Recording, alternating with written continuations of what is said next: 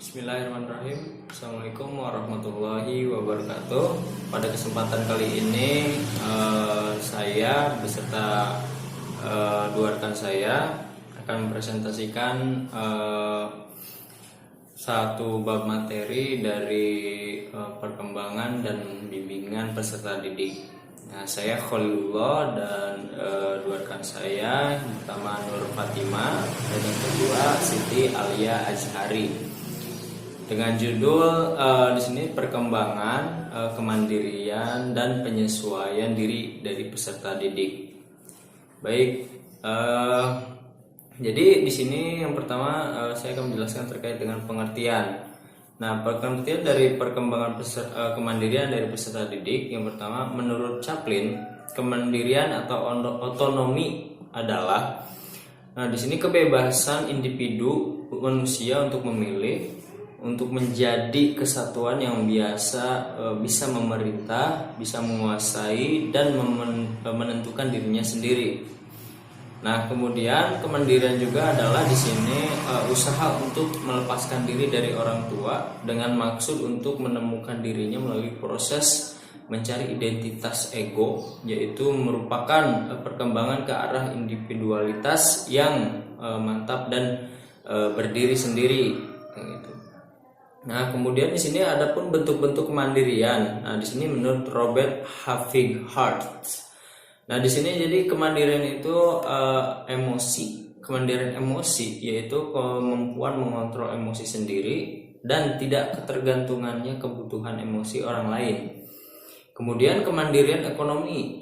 Nah, yaitu kemampuan mengatur ekonomi atau keuangannya sendiri dan tidak tergantungnya kebutuhan ekonomi pada orang lain. Nah, itu.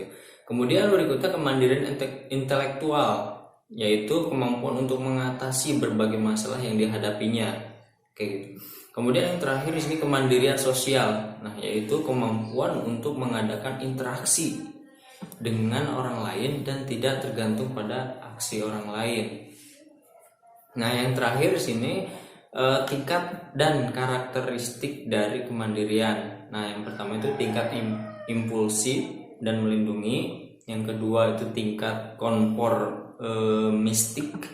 Yang ketiga itu tingkat sadar diri. Yang keempat tingkat seksama. Yang kelima tingkat individualisme. Dan yang keenam itu tingkat mandiri. Nah, untuk selanjutnya akan dijelaskan oleh rekan saya. Nah, terima kasih. Saya Siti Al-Azhari. Di slide ini saya akan menjelaskan pentingnya kemandirian bagi peserta didik. Dapat kita lihat dari situasi kompleksitas kehidupan dewasa ini secara langsung atau tidak langsung mempengaruhi kehidupan peserta didik. Fenomena yang terjadi sudah mendunia di kalangan pendidik, yang memerlukan adanya perhatian dari dunia pendidik.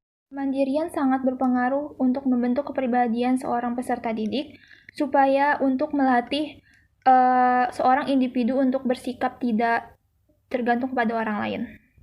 Ini adalah contoh dari slide yang tadi saya sudah jelaskan. Fenomena tersebut kita dapat lihat seperti tawuran antar pelajar, penyalahgunaan obat-obatan, perilaku penyimpangan dan kebiasaan belajar yang kurang baik.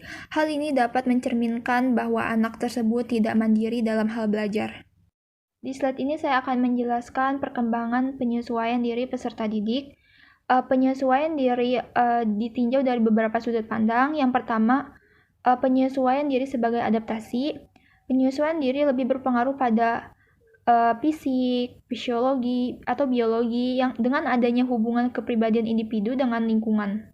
Penyesuaian diri dalam bentuk kompositas mengisyaratkan bahwa individu seakan-akan mendapatkan tekanan kuat harus selalu mampu menyimpangkan diri dari perilaku baik secara sosial, moral, maupun emosional.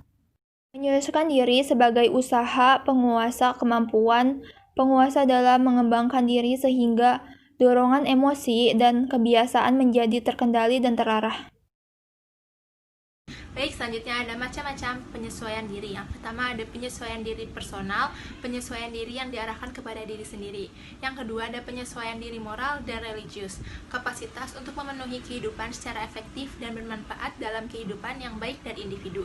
Yang ketiga ada penyesuaian diri sosial, pola hubungan antara kelompok. Yang keempat ada penyesuaian diri marital dan perkawinan. Yang kelima ada penyesuaian diri jabatan atau fasional berhubungan erat dengan penyesuaian akademis. Selanjutnya ada faktor-faktor yang mempengaruhi penyesuaian diri. Yang pertama ada kondisi fisik seperti hereditas, konstitusi fisik, dan juga sistem syaraf. Yang kedua ada perkembangan dan kemasan unsur-unsur kepribadian seperti intelektual, sosial, dan juga emosional.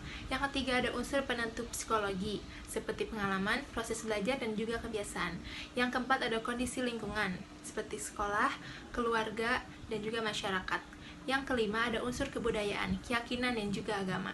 Yang terakhir ada proses penyesuaian diri menurut Sneijder. Yang pertama ada motivasi, kekuatan internal yang menyebabkan ketegangan dan ketidakseimbangan dalam organisme.